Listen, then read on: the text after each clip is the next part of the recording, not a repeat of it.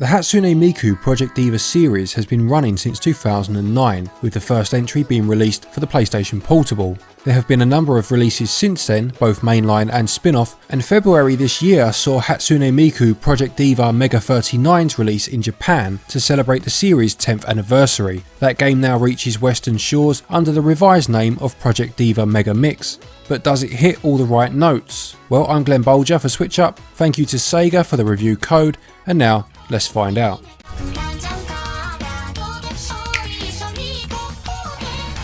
The Project Diva series are all rhythm games based on precision timing. There are two main game modes, the arcade mode and the new mix mode. Arcade mode will be instantly familiar to those who have played a previous game in the series, but for those who haven't, on entering you will be presented with a list of songs to choose from. You can cycle through a host of difficulty settings at the bottom of the screen, and each song will have a personal difficulty rating within each difficulty setting as well.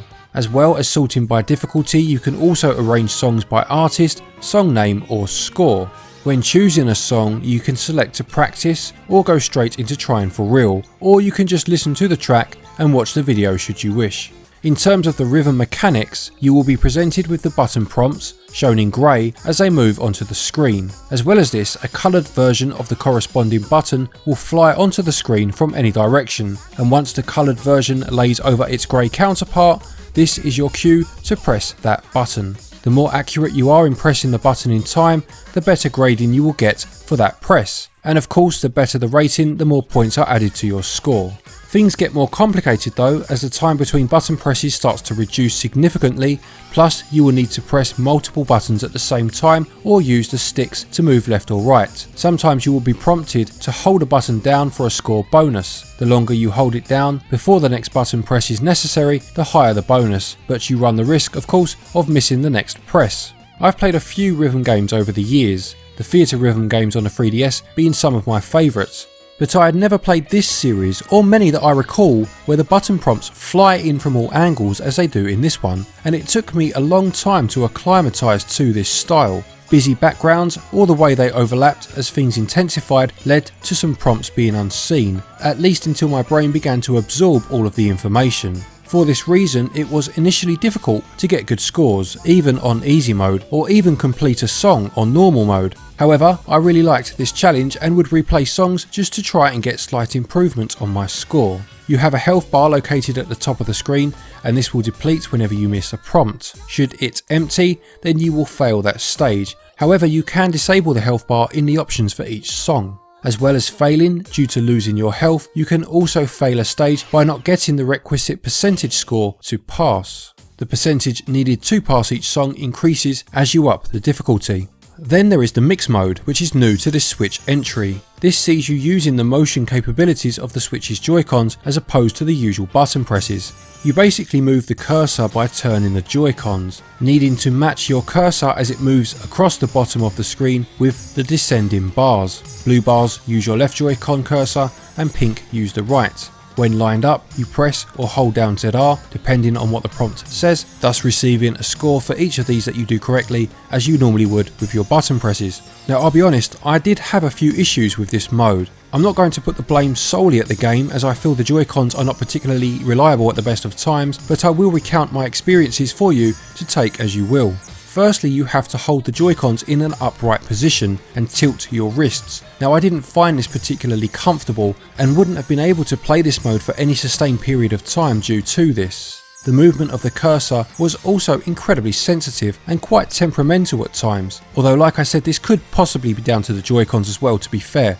You have to move in an inverted fashion, so tilting left moved the cursor toward the right. I found the best way to get a response from the Joy-Cons was to have the player indicator light and the SL/SR buttons facing me, but even after trying 2 sets of Joy-Cons, I didn't find this mode responsive enough to be enjoyable. Just to round out the game mode options, you also have the choice to create custom playlists, customize each character's appearance and costumes using the vocal points you earn through attempting songs, and a gallery mode where you can view promotional videos as well as your statistics.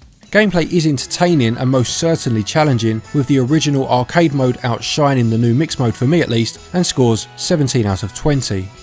Controls give you everything you need in arcade mode, but will take time to master, although as mentioned, mixed mode is a bit of a mixed bag, and they score 16 out of 20.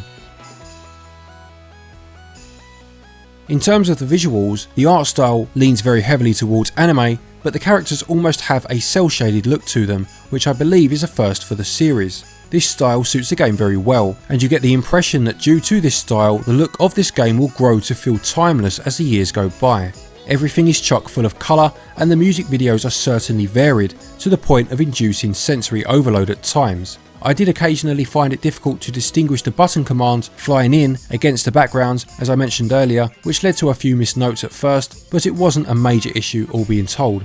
In terms of the audio, for those of you that have limited knowledge of the series, and I certainly count myself as one of those, the songs are composed via Vocaloid, which is a voice synthesizer software program. Now, if I did my research properly, Hatsune Miku herself was created using the Vocaloid 2 software initially, and has since used Vocaloid 3 and 4 in subsequent outings. As I said, I am a complete novice not just to this series but to Vocaloid in general, although I did watch a lot of videos on the subject whilst preparing for this review, and I would suggest anyone interested to search the subject here on YouTube, as it's all very interesting. The game includes 101 songs, 10 of which are brand new compositions for this particular entry, and the rest have appeared in previous games. The music is certainly an acquired taste, although hugely popular with many people. Whilst the music isn't to my personal taste, I still enjoyed listening to it as I attempted each track, even if my foot wasn't exactly tapping along to the beat as I played.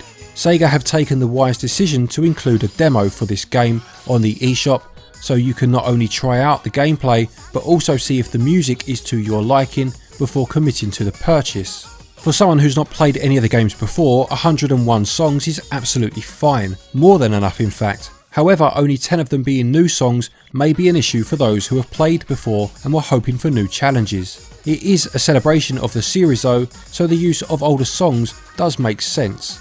I was also quite surprised that there was a lack of celebration about the series, for instance, highlighting which games the songs had previously appeared in, just to give some context. Personally, I always like seeing such things on compilations of any sort. Visuals have that cel-shaded goodness to them that makes everything look clean and crisp, and scores 17 out of 20. Audio consists of 10 new songs out of the 101, which can either be seen as a true celebration of the history of the series or a missed opportunity, but either way they score 18 out of 20.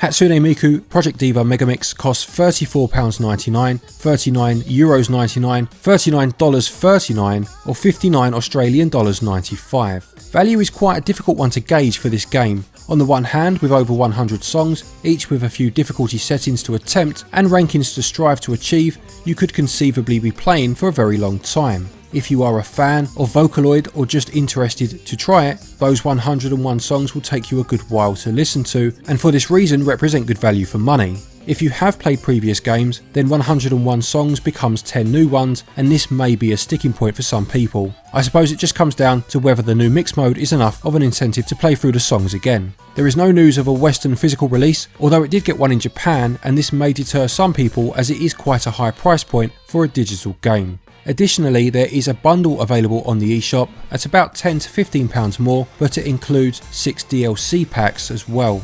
Overall, value scores 15 out of 20.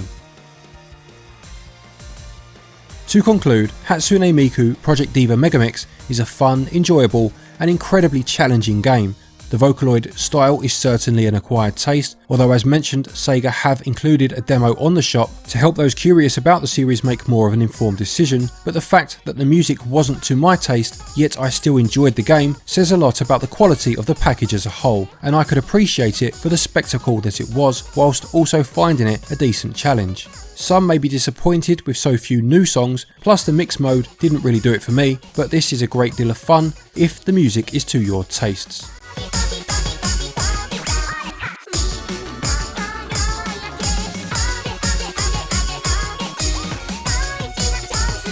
Hatsune Miku Project Diva Megamix gets a SwitchUp score of 83%. So there you have it. I hope you enjoyed that review. Please do remember to leave a like if you did. It's always difficult to review a game for a series you have no knowledge of, especially if it's a long running series, so I hope I did it justice. And those of you with a knowledge of the Vocaloid singing style, please do feel free to enlighten us in the comments section. Anyway, a quick thank you to our patrons as always for your continued support, and to each and every one of you for watching our videos. Take care, stay safe, and until next time, happy gaming.